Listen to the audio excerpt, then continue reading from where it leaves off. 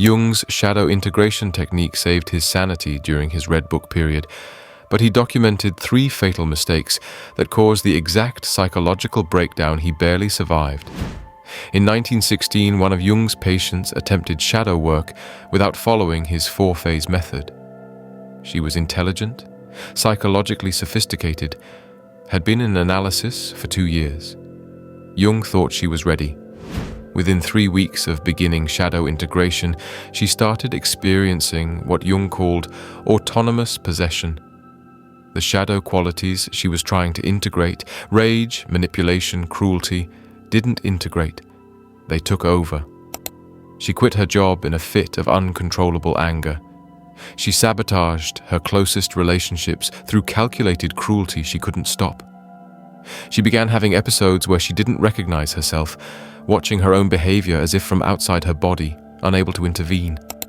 Jung documented that the patient's ego structure proved insufficient to contain the shadow material. Rather than integration, we witnessed fragmentation, a splitting of the personality into competing autonomous complexes. Within 2 months, she experienced complete personality dissolution. Multiple sub-personalities emerged, each claiming to be the real her. She never reintegrated.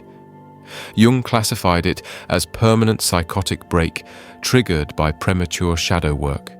This wasn't an isolated case. Throughout his career, Jung documented dozens of patients who attempted shadow integration too early, too fast, or without proper method. Most never fully recovered. Today, I'll show you Jung's complete shadow integration method, the 4 phases he developed after years of trial and catastrophic error. You'll learn the 3 types of shadow material Jung identified, the 3 fatal mistakes that trigger psychosis, and how to know whether you're psychologically strong enough to attempt this work. If you're ready to integrate your shadow without destroying your personality, comment this right now. I face my darkness. But first, you need to understand what the shadow actually is, because most people's definition is dangerously incomplete. Most people think the shadow is just your dark side or repressed anger. That incomplete understanding is exactly what makes shadow work so dangerous. Jung spent 6 years documenting his own shadow during his Red Book period. What he discovered wasn't a simple collection of bad qualities you've rejected. The shadow is far more complex, far more powerful, and far more necessary than that. In his later theoretical work, Jung defined the shadow as everything you cannot see in yourself, positive and negative, that exists in your unconscious and controls your behavior without your awareness. Notice what's crucial here. The shadow contains both positive and negative qualities. It's not just darkness, it's everything you've disowned. Here's how the shadow forms. From birth, you receive constant messages about what's acceptable and what's not. Your family tells you to be polite, so you repress your assertiveness. Your culture tells you to be modest, so you repress your ambition. Your religion tells you to be selfless, so you repress your healthy self-interest. Every quality you reject to fit in gets pushed into the shadow. Jung observed that the shadow is the person you would rather not be. It contains the liar you pretend you're not, the manipulator you deny being, the cruelty you claim you don't possess. But it also contains the power you were told not to claim, the sexuality you were told to suppress, the wildness you were told to tame. The mechanism is automatic and unconscious. You don't consciously decide, I'm going to repress my anger. Your psyche does it automatically to maintain social acceptance and psychological coherence. Jung described how the shadow is formed through the repression of qualities incompatible with the conscious personality we've constructed. But here's what makes the shadow so psychologically dangerous.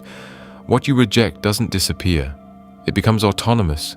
It operates outside your conscious control. Jung documented that the shadow lives its own life in the unconscious, influencing your behavior, choices, and relationships without your awareness. The most obvious sign of an unintegrated shadow is projection. You see in others what you can't see in yourself.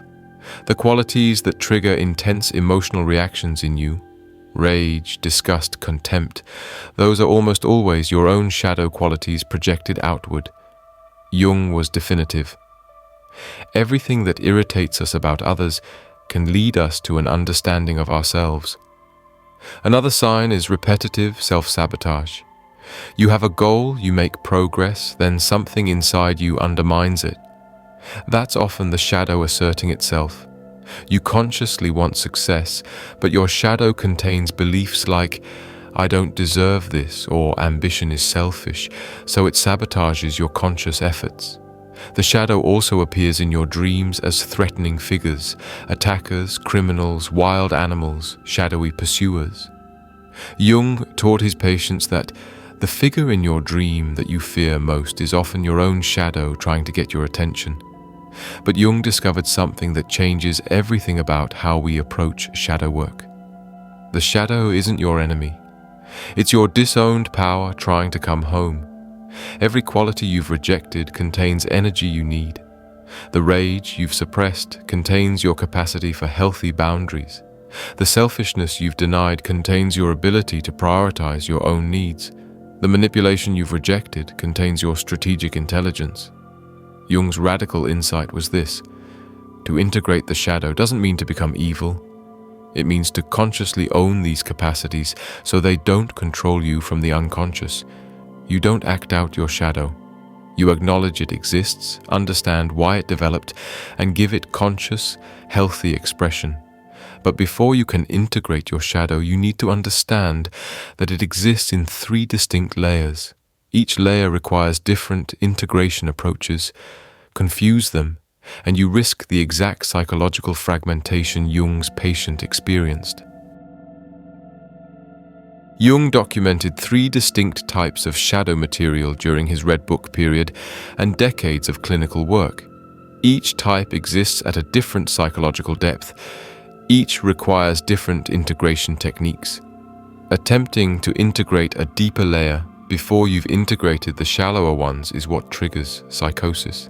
The personal shadow contains qualities specific to your life experience, traits you personally rejected based on your unique family, culture, and conditioning. This is the shallowest layer and the safest place to begin shadow work. Jung described it as the totality of your unlived life, the person you could have been if you'd made different choices, if you'd been born into different circumstances, if you'd received different messages about what's acceptable. Common personal shadow contents include the anger you were punished for expressing as a child, so you learn to suppress it entirely. Now you're the nice person who never gets angry, but your shadow seethes with rage you don't acknowledge, or the ambition you were told was selfish or unfeminine or greedy, so you learn to downplay your accomplishments and hide your desire for success. Or the sexuality you were told was shameful or dangerous, so you disconnected from your own erotic nature entirely. Jung observed that the personal shadow is usually accessible through honest self-reflection and can be integrated without triggering severe psychological crisis if approached correctly. This is where everyone must begin. You cannot skip this layer and go straight to deeper shadow work. That's the first fatal mistake. The cultural shadow contains qualities your entire culture has collectively rejected and projected onto others. Different races, different classes, different nations, different ideologies.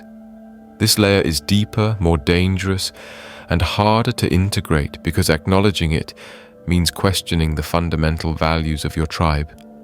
Jung discovered during his Red Book period that he carried not just his personal rejected qualities, but the collective shadow of European civilization. The violence, the tribalism, the will to dominate that European culture claimed to have transcended through Christianity and Enlightenment ideals. His apocalyptic visions of blood and destruction in 1913 were the cultural shadow erupting 1 year before World War I proved those qualities hadn't been transcended at all, just repressed. He wrote that the cultural shadow appears as the enemy, the designated evil that your culture projects its own darkness onto. For Germans, it was Jews. For Americans, it was communists or terrorists. For the religious, it was the devil. The cultural shadow is always externalized, always blamed on the other. Integrating the cultural shadow means acknowledging that you contain every quality your culture claims to have eliminated. If your culture calls another group violent, you must acknowledge your own capacity for violence. If your culture calls another group irrational, you must acknowledge your own irrationality. If your culture claims moral superiority, you must acknowledge your own capacity for cruelty disguised as righteousness. Jung warned that integrating the cultural shadow isolates you from your tribe. The collective unconscious agreement is that we project our darkness onto designated others. When you refuse to participate in collective projection, you become threatening to the group. This is why cultural shadow integration is more dangerous than personal shadow integration. You risk social exile, accusations of betrayal, loss of tribal belonging. Most people choose the comfort of collective projection over the loneliness of conscious integration. The archetypal shadow contains universal human darkness that exists beyond personal or cultural conditioning, the capacity for destruction, chaos, and evil that exists in human nature itself. This is the deepest layer, the most dangerous to access, and the layer Jung himself nearly didn't survive during his Red Book period. Jung encountered this in the figure he called the Red One, a manifestation of pure destructive force that appeared in his visions. He described it as representing not personal anger or cultural violence, but the archetypal capacity for destruction that exists in the human psyche as a fundamental force, like creation, like love, like death. The archetypal shadow contains what religious traditions call the devil or absolute evil, not as an external entity but as a psychological reality. It's the part of human nature capable of genocide, torture, sadistic cruelty, not for survival but for pleasure. It's the darkness that every human being contains as potential, regardless of how civilized or enlightened they believe themselves to be. Jung's most disturbing discovery was that the archetypal shadow isn't pathology. It's part of the structure of the human psyche itself. You cannot eliminate it. You can only become conscious of it or remain possessed by it unconsciously. Attempting to integrate archetypal shadow material before you've integrated personal and cultural shadow is what caused Jung's patient's psychotic break. She accessed archetypal destructive forces her ego structure couldn't contain.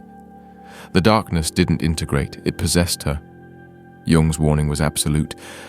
The archetypal shadow should only be approached after years of successful personal and cultural shadow integration, and only with professional guidance.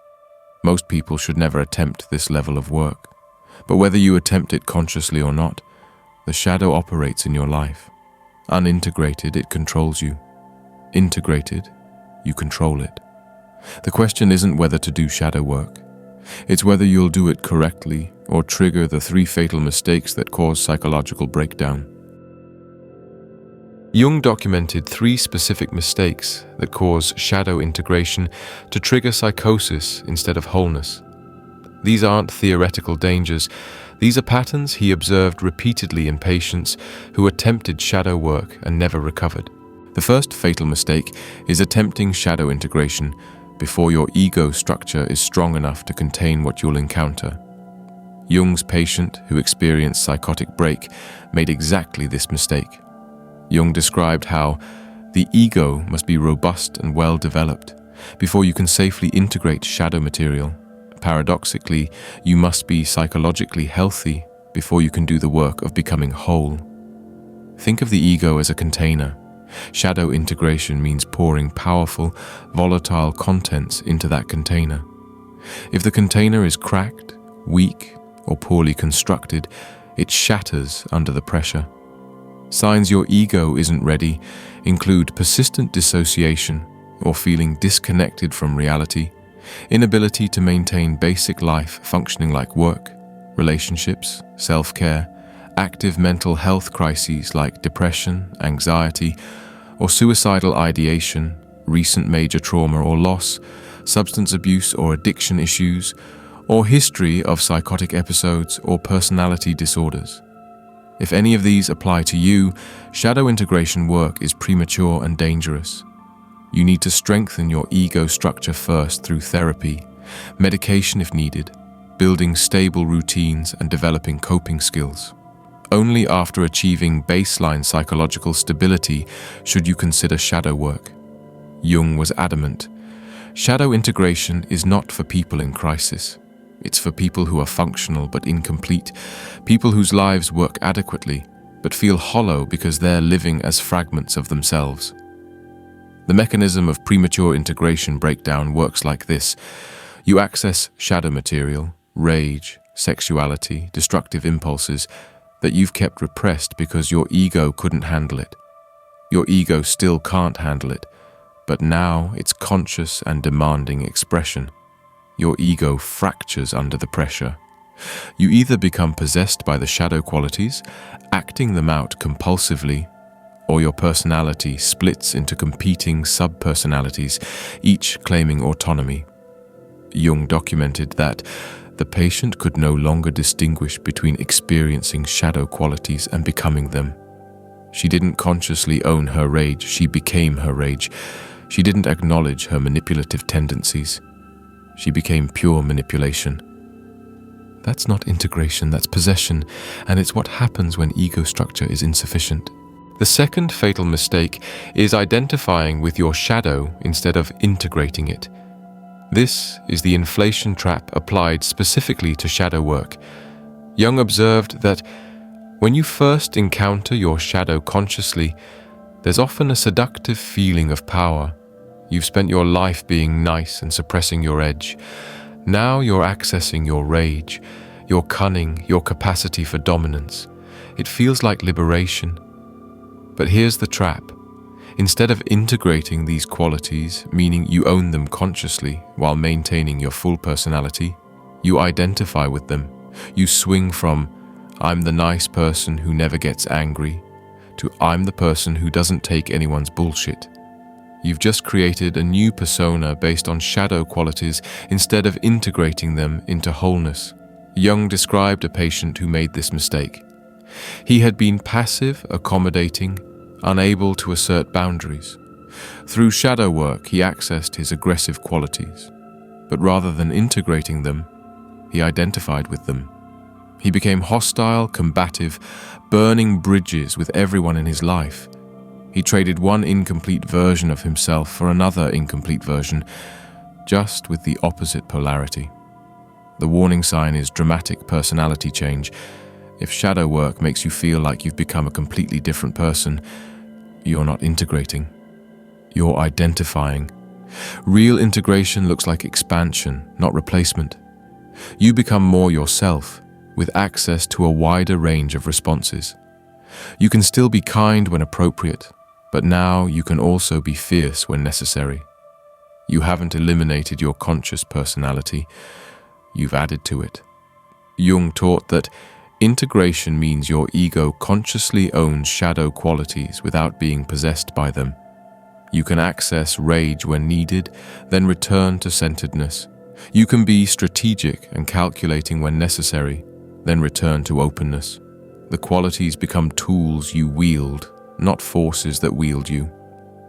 If you find yourself acting out shadow qualities compulsively, if you feel driven by darkness you can't control, if you're justifying destructive behavior as being authentic, stop immediately. You're not integrating, you're being possessed. The third fatal mistake is giving shadow qualities literal behavioral expression instead of symbolic, conscious expression. Jung discovered during his Red Book period that shadow integration requires what he called symbolic fulfillment. You don't act out your shadow in literal behavior. You give it symbolic form through art, active imagination, ritual, or controlled expression in appropriate contexts. He described the difference. When you discover your shadow contains rage, you don't go punch someone. When you discover your shadow contains cruelty, you don't become cruel. When you discover your shadow contains sexual desires your conscious personality deems unacceptable, you don't act them out. Instead, you paint the rage. You write the cruelty into a fictional character. You explore the sexual desires in fantasy or with a consenting partner in controlled role-play. You give the shadow qualities form and expression without letting them control your literal behavior. Jung documented a patient who made this third mistake. Upon discovering his shadow contained violence he'd suppressed his entire life, he believed authenticity meant expressing it behaviorally. He started provoking fights, acting aggressively toward people who frustrated him, justifying it as no longer suppressing his true nature. Within months, he destroyed his career and marriage. The critical distinction is this: acknowledging shadow qualities means you're aware they exist in you. You own them. But owning them doesn't mean enacting them. You can acknowledge, I contain the capacity for cruelty without being cruel. You can acknowledge, I contain destructive impulses without destroying things. You can acknowledge, I contain darkness without acting darkly. Jung taught that the integrated person has conscious access to their full range of human capacities, including destructive ones, but maintains conscious choice about which capacities to express and how. Integration increases your conscious control, not decreases it. If shadow work is making you more impulsive, more destructive, more chaotic in your actual behavior, you're acting out, not integrating. Real integration makes you more conscious, more controlled, more capable of choosing appropriate responses to situations.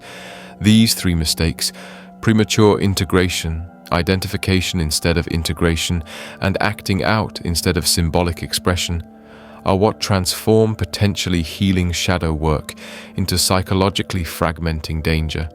But for those whose ego structure is strong enough, who can integrate without identifying, and who can express symbolically without acting out, Jung developed a 4-phase method that actually works. After years of trial and catastrophic error, Jung refined his shadow integration method into 4 distinct phases. Each phase builds on the previous one. Skip a phase or rush the process, and you risk the mistakes we just discussed. Jung discovered that you cannot integrate what you cannot see, and you cannot see your shadow directly. You can only see it reflected in your projections onto others. The technique begins with brutal honesty about your emotional reactions. Every time you have a strong negative reaction to someone, contempt, disgust, rage, moral outrage, that's a potential projection. Jung taught his patients to ask, what quality in this person am I reacting to so strongly? Then comes the crucial second question. Where does this quality exist in me? Not, could it exist? Or might I have a little bit of this? The question assumes it exists in you, because if it didn't, you wouldn't have such a strong reaction to it in others. Jung documented his own shadow recognition process during his Red Book period. He found himself having intense negative reactions to colleagues he perceived as power-hungry, manipulative, or grandiose. The recognition came when he asked himself, where am I power-hungry? Where am I manipulative? Where am I grandiose? The answers were uncomfortable but undeniable. He wrote in his notes that I had been projecting my own power drives onto others, then judging them for qualities I couldn't acknowledge in myself. The moment I owned these qualities consciously, the intensity of my reactions to others diminished dramatically. This is the test of successful recognition. When you've truly owned a shadow quality, you stop being triggered by it in others. You might still notice it, might still disapprove of how they express it, but the emotional charge disappears. You see it clearly instead of reacting to it emotionally. The practice Jung recommended is keeping what he called a projection journal. Every day, write down what triggered you and what quality in the other person caused your reaction. Then write where that quality exists in you, with specific examples from your life. Don't let yourself off the hook with, well, maybe a little bit. Dig until you find the shadow quality clearly. One of Jung's patients documented this process. I was triggered by my colleague's arrogance. I listed where I'm arrogant. I dismiss others' ideas without fully considering them. I assume my way is best. I rarely admit when I'm wrong. I constantly position myself as more knowledgeable. Seeing this clearly was devastating, but also liberating. I've been fighting my own arrogance by projecting it onto everyone else. But recognition alone isn't integration. You've identified your shadow. Now you need to engage it. Jung developed a technique during his Red Book period that he called active imagination applied to shadow work. You don't just acknowledge your shadow intellectually, you have an actual dialogue with it as if it were a separate entity with its own voice. The technique works like this. Find solitude and quiet. Close your eyes. Imagine your shadow appearing before you, not as yourself, but as a figure that embodies the quality you're integrating. If you're integrating rage, it might appear as a violent figure. If you're integrating manipulation, it might appear as a cunning trickster. If you're integrating ambition you've suppressed, it might appear as a power-hungry tyrant. Then speak to it directly. Ask, who are you? Why have you been rejected? What do you want? What gift are you trying to bring me? And here's what's crucial. Wait for the answer. Don't make it up consciously. Let the shadow figure respond with its own voice. Jung documented his dialogue with his own shadow of power hunger. I asked the figure, "Why do you exist?" It responded, "Because you've been pretending you don't care about influence, status, or recognition, but you do. And suppressing me makes you weak, passive, resentful. I'm not your enemy. I'm your ambition, trying to serve you." The shadow's response will often reframe the quality you've been rejecting. The rage you suppressed isn't just destructive anger. It's your capacity for healthy boundaries and self-protection. The manipulation you denied isn't just deceptiveness. It's your strategic intelligence and social awareness. The selfishness you rejected isn't just narcissism. It's your ability to prioritize your own needs. Jung taught that the shadow almost always contains a gift you've been refusing. Integration means accepting the gift while maintaining conscious control over how you express it. The dialogue continues over multiple sessions. You ask the shadow how it wants to be expressed. You negotiate with it. You establish agreements about healthy expression versus destructive acting out. Jung described this as giving the shadow a seat at the table of your psyche, acknowledging it has legitimate needs while maintaining your ego's role as the decision maker. One patient documented her dialogue with suppressed sexuality. I asked what it wanted. It said to be acknowledged, to be celebrated, to not be treated as shameful.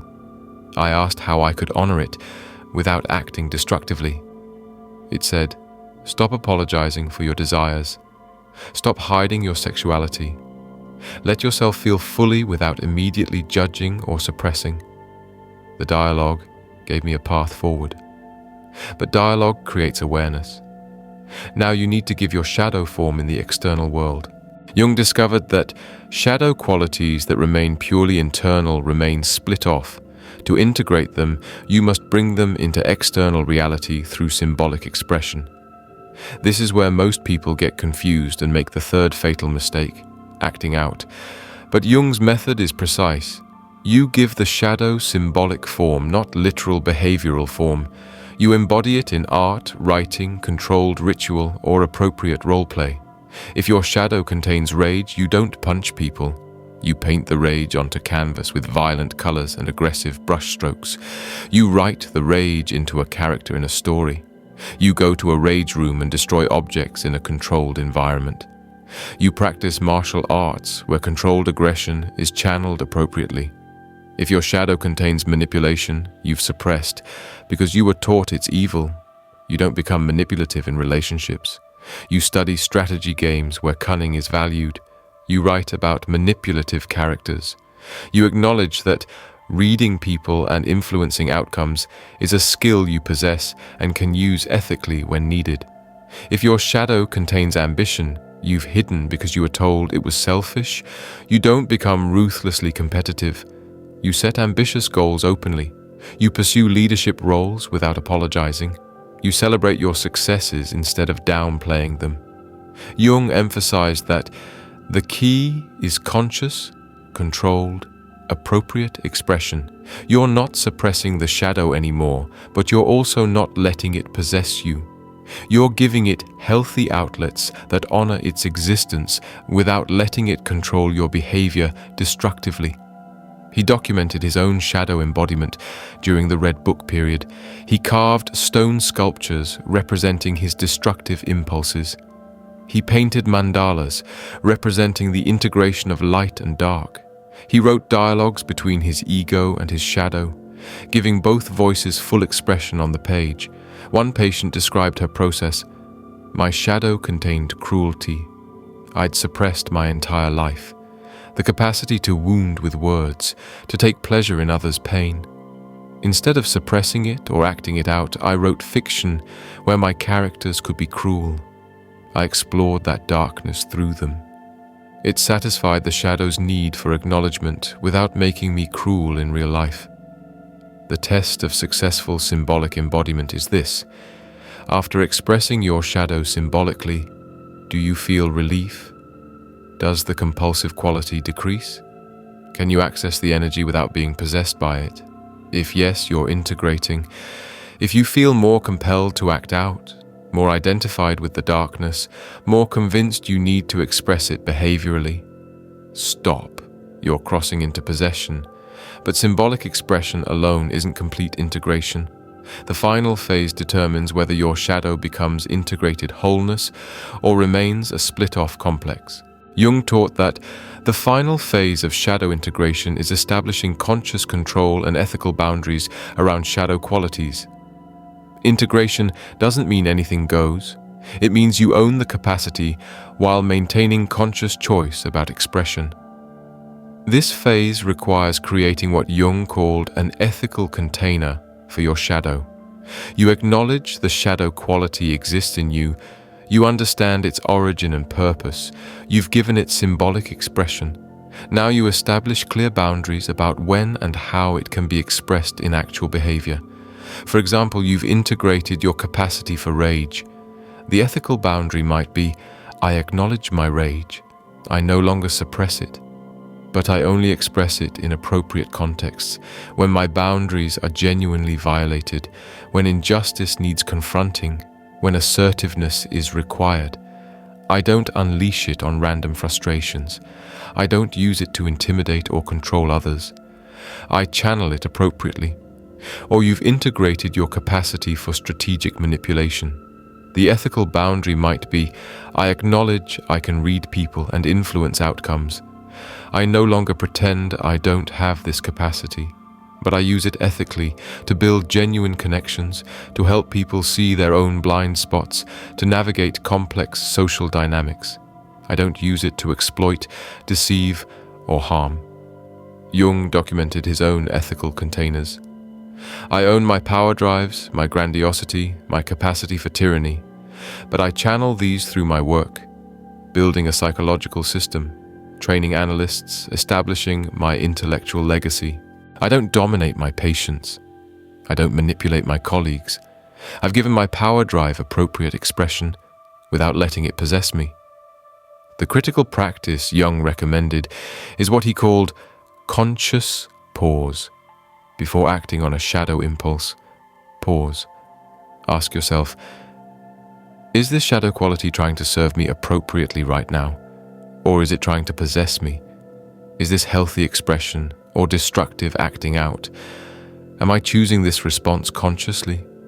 Or am I being driven by unconscious compulsion? If you're choosing consciously and the expression is appropriate, act. If you're being driven compulsively, or the expression would be destructive, symbolic expression instead. One of Jung's successfully integrated patients described his process. I've integrated my shadow of aggression. I no longer suppress it, but I don't act it out inappropriately.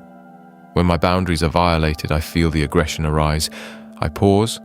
I ask, is assertiveness needed here? If yes, I respond firmly and clearly.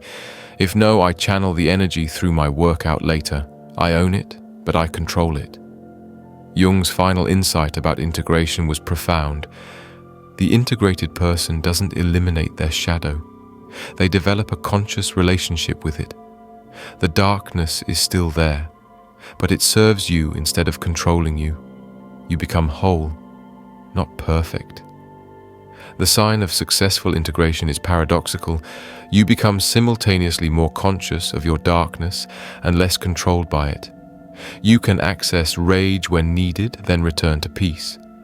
You can be strategic when necessary, then return to openness. You can be fierce when required, then return to gentleness. The shadow qualities become tools in your psychological toolkit instead of unconscious forces driving your behavior. But understanding the method isn't the same as knowing whether it works. Jung studied people throughout history who attempted shadow integration. Some succeeded and became whole, others failed and fragmented.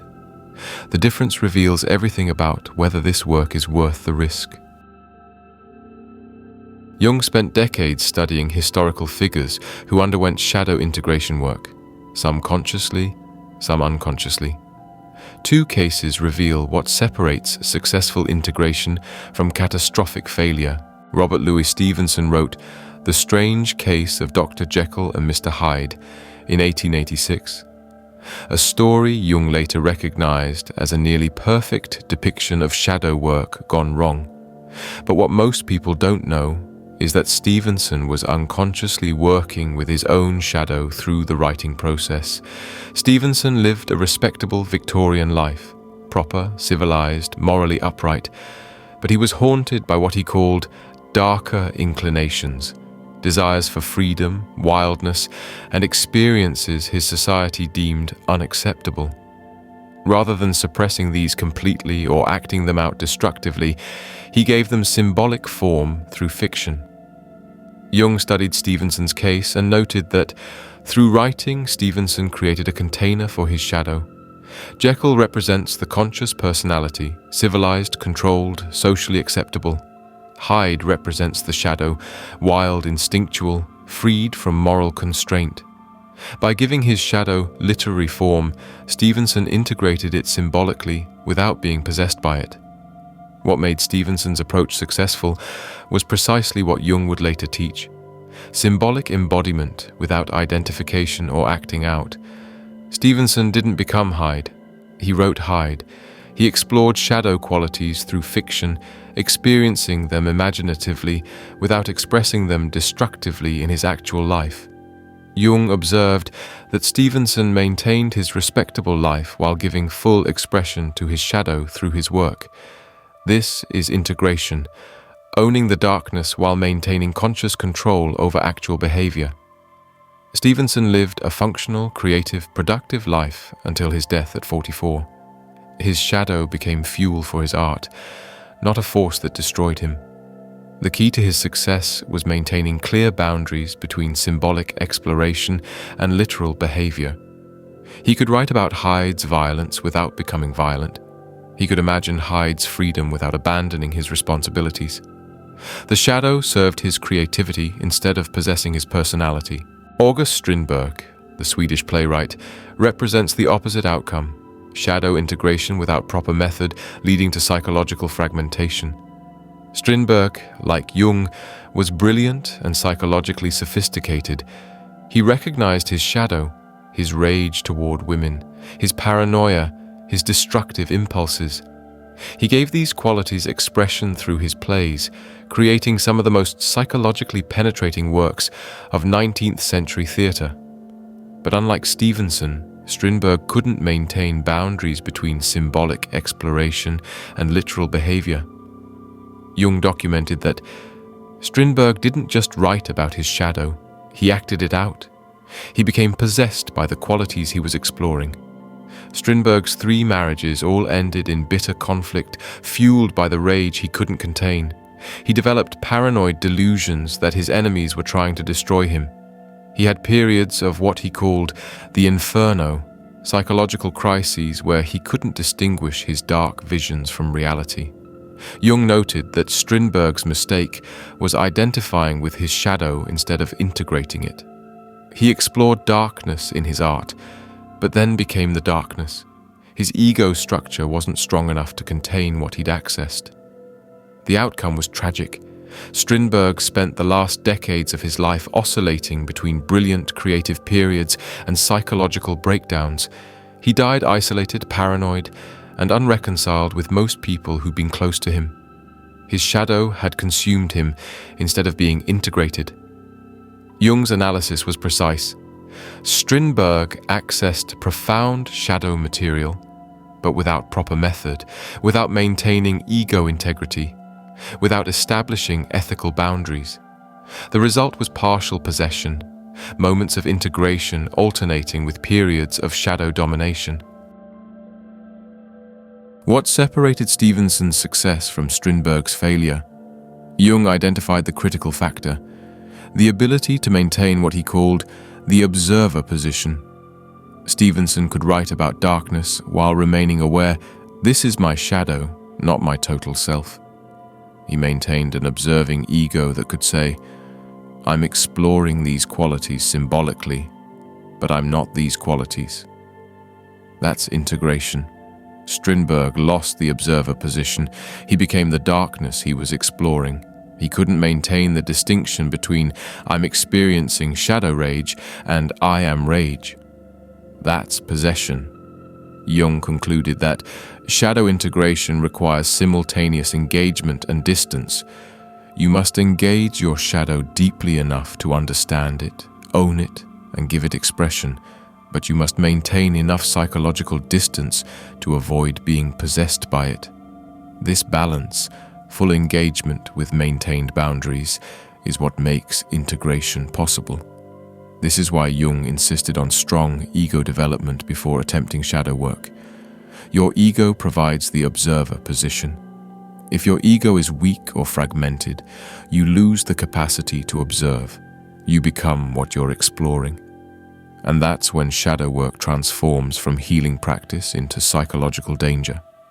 But for those who can maintain the observer position, who have strong enough ego structure, and who follow Jung's four-phase method, shadow integration leads to the outcome Jung achieved himself after his Red Book period: wholeness. How do you know if your shadow work is actually integrating or if you're crossing into danger? Jung documented specific signs that reveal whether integration is progressing healthily or deteriorating into fragmentation. The most reliable sign of successful shadow integration is that you stop projecting your darkness onto others. Jung taught that as you own your shadow qualities consciously, you stop seeing them unconsciously in everyone around you. Before integration, you're constantly triggered by others.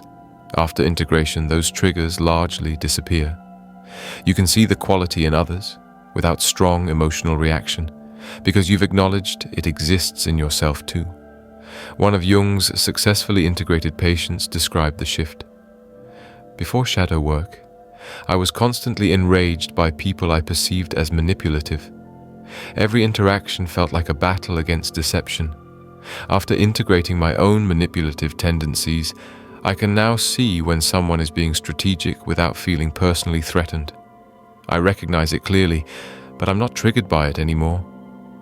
This doesn't mean you become naive or stop recognizing problematic behavior in others. It means you see it clearly without the distorting lens of projection. You can respond appropriately without emotional reactivity. Jung observed that the integrated person has access to a wider range of responses. They're not locked into single strategy behavior. Before integration, you might be compulsively nice because you've suppressed all aggression. After integration, you can be kind when appropriate and fierce when necessary. Before integration, you might be rigidly honest because you've rejected all manipulation.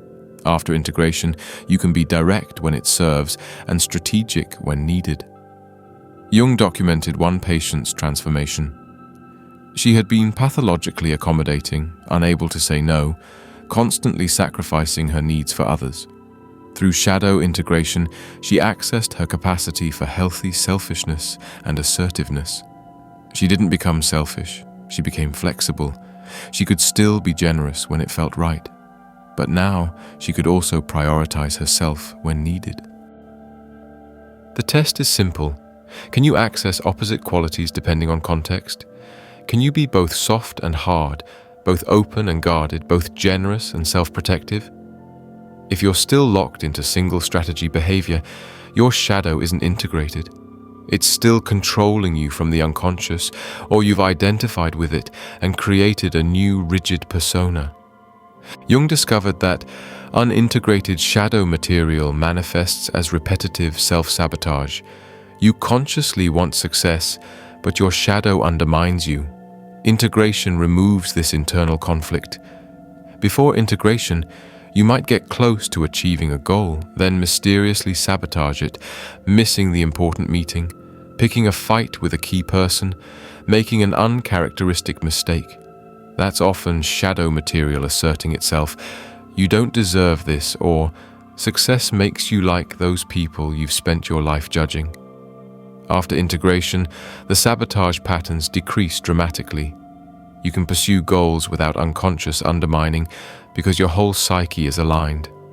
Jung noted that when shadow material is conscious and integrated, it stops fighting your conscious intentions from below. One patient described the change. I'd been sabotaging romantic relationships for years, choosing unavailable partners, pushing away good ones, creating drama. Through shadow work, I discovered my shadow believed intimacy means losing myself. Once I integrated that fear consciously, established boundaries that let me maintain autonomy within relationship, the sabotage stopped. I could pursue intimacy without unconsciously destroying it. Perhaps the most profound sign of integration is what Jung called paradoxical self-acceptance. You become simultaneously more aware of your darkness and more at peace with yourself. Before integration, you maintain psychological peace by denying your shadow exists.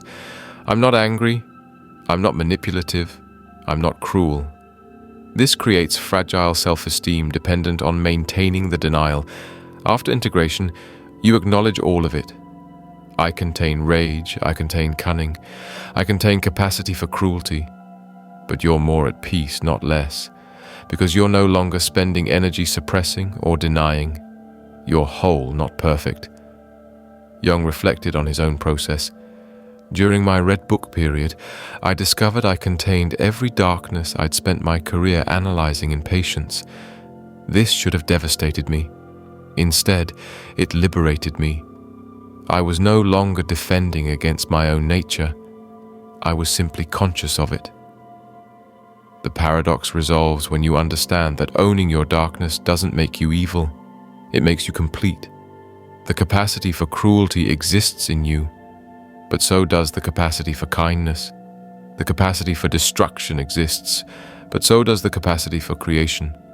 You're not defined by any single quality, you're the totality. Jung taught that the ultimate test of shadow integration appears in your relationships. Unintegrated shadow creates unstable relationships driven by projection and unconscious dynamics. Integrated shadow allows conscious, authentic connection. Before integration, your relationships are chaotic. You're constantly triggered, constantly disappointed, constantly discovering people aren't who you thought they were. That's because you were relating to your projections, not the actual people. After integration, relationships stabilize. You see people more clearly because you're not projecting your shadow onto them. You can handle their darkness because you've handled your own. You don't need them to be perfect because you've stopped demanding perfection from yourself. One of Jung's patients described the transformation. My marriage nearly ended because I kept seeing my husband as controlling, domineering, oppressive. Through shadow work, I discovered I was projecting my own disowned power drive onto him. When I owned it, I could see him clearly. He wasn't trying to control me, he was just being himself. Once the projection lifted, we could actually relate. If shadow work is making your relationships more chaotic, more conflictual, more unstable, you're acting out, not integrating. Real integration brings clarity, stability, and depth to relationships. Jung observed that integrated shadow becomes creative fuel. Unintegrated shadow manifests as compulsive, driven behavior, or complete creative block. The shadow contains enormous energy. All the qualities you've been suppressing require energy to suppress. When you integrate your shadow, that energy becomes available for creative work, meaningful pursuits, and authentic self-expression. Jung documented his own creative explosion after his Red Book period. The years of shadow integration unlocked decades of productive work, developing his theories, training analysts, writing prolifically. He wrote that, "The energy I'd spent repressing my darkness became available for creation once I stopped fighting it." But the key is non-compulsive creativity. If your shadow work makes you driven, frantic, unable to rest, you're not integrated, you're possessed. Integrated shadow creates steady, sustainable creative energy, not manic productivity followed by collapse. If you're experiencing these 6 signs, decreased projection, increased flexibility, reduced self-sabotage, paradoxical self-acceptance, stable relationships, and creative vitality, your shadow integration is succeeding. You're becoming whole without fragmenting. But if you're experiencing the opposite, increased projection, rigid identification with shadow qualities, more sabotage, decreased self-acceptance, relationship chaos, and compulsive behavior, stop immediately. You're crossing into danger. Your shadow isn't your enemy. It's your disowned power, your rejected vitality, your unlived life demanding integration. You're not broken because you contain darkness. Every human being contains rage, cruelty, manipulation, destruction as potentials. The difference between fragmented people and whole people isn't that whole people eliminated their darkness. It's that they integrated it consciously. You're not weak because you've suppressed your shadow. Suppression is what society demands for social functioning. You learn to repress unacceptable qualities to survive psychologically and socially. But what worked for survival doesn't work for wholeness. The question isn't whether you have a shadow. Everyone does. The question is whether you'll integrate it using Jung's method, or whether you'll keep suppressing it until it erupts, or attempt integration without method and trigger the fragmentation Jung documented in his patients. Jung's 4-phase method offers a path from unconscious possession to conscious integration, from projecting your darkness onto others to owning it in yourself, from being controlled by shadow impulses to consciously choosing when and how to express them appropriately. But this work isn't for everyone. Jung was absolutely clear. Shadow integration requires strong ego structure, psychological stability, and the ability to maintain the observer position. If you're in crisis, if you're barely functional, if you can't distinguish between experiencing qualities and becoming them, this work is premature and dangerous.